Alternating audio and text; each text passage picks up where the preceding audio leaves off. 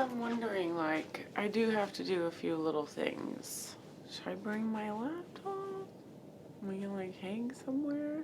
I don't know. Do you want to do them now? I just know it takes, like, 30 minutes to get back to this room, so...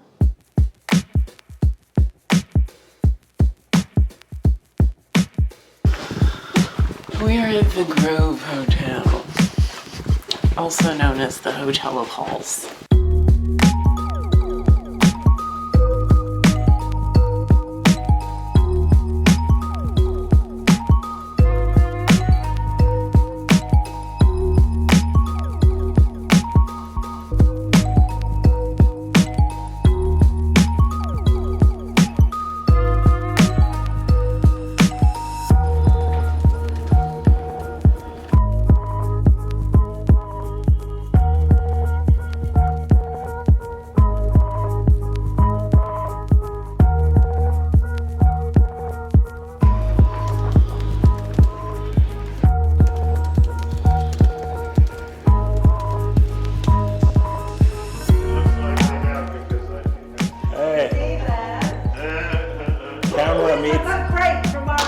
Camera meets camera.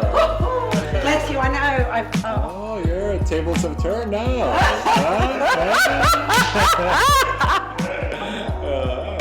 How you doing? Look at you. Do you just get ever more handsome? Is that what happens? I just shaved. That's what I did. I am Elizabeth Lovius. I am a leadership coach for 25 years. I want to make available statistics that speak to the head and real life stories that speak to the heart.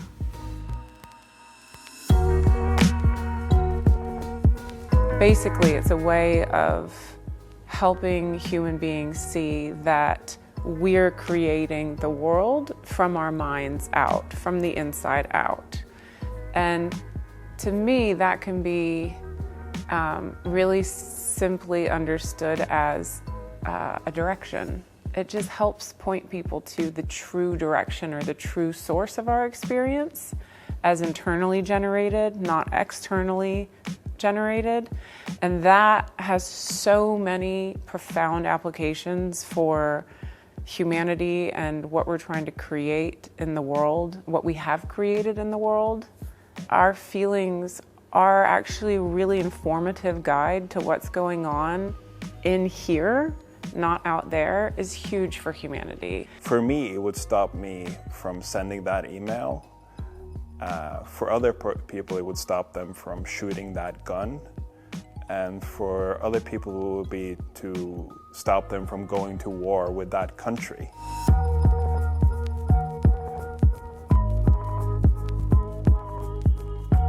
Hey man! When did you get here?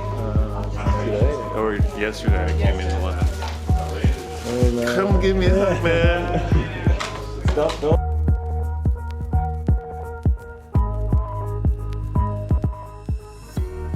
For as long as I can remember in my adult life, which I think I kind of trace back to about 20 years ago,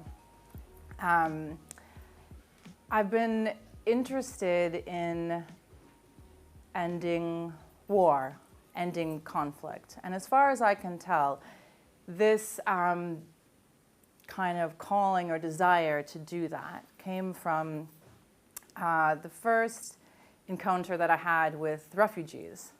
And so this really intrigued me about what are the conditions that lead to a refugee fleeing, and what could I do in my life to end that situation such that everybody could live at home. And so I studied different things. I studied sociology of criminology and later conflict analysis, and trying to get the answer to the question, like, how do we end war so people don't have to leave their homes? So hours upon hours of research and analysis and conflict prevention, conflict management, conflict transformation, peace building, peacekeeping, peacemaking. I mean, anything with the words conflict and peace in it, I've come across of it. And that was my best guess at what I could do to end war. How could it be that people who are in a really bad situation, where it was not uncommon to lose family members or to have your home destroyed, how could it be that still sometimes they were okay? And that was really interesting to me, and I'll never forget so many times when, like, I would just see kids like playing in the rubble of their house. It's like, wow, that's phenomenal. What is going on here? Those kids are not enjoying their human rights. They're like, but somehow the fact that that was a reality wasn't really connected to their ability to be okay. They were doing okay in that moment, like all other human beings, as I came to find out later. But at the time, I just thought, oh, they have a special gene. They have like a special, like extra resilient gene. Because surely, once they realize how terrible their circumstances are, they're gonna like act normally, how normal people act when their circumstances are so terrible. So that was really kind of interesting to me. This is so cliche, everyone says this. I stumbled across an understanding. You used my line. What? That's my line. You used my line. I wish I could come up with something more original, but that's what happened. And it was sitting in New York with Mara. I was at a weekend where Mara and Michael Neal were teaching, and they were having a talk on how this understanding could change the world. And I'd actually missed the live talk because I was like a bit jet lagged, but I ended up watching it at 4 o'clock in the morning, and I was like, wow, this is it. This is the answer to the end of war that I've been looking for. And it was just so amazing, and it was so simple. Sorry. I knew the search was over. And we continued to talk, and it just became clearer and clearer that all it took was an understanding of where your experience was coming from. And that when people knew where their feelings were coming from, they wouldn't do things that led to war.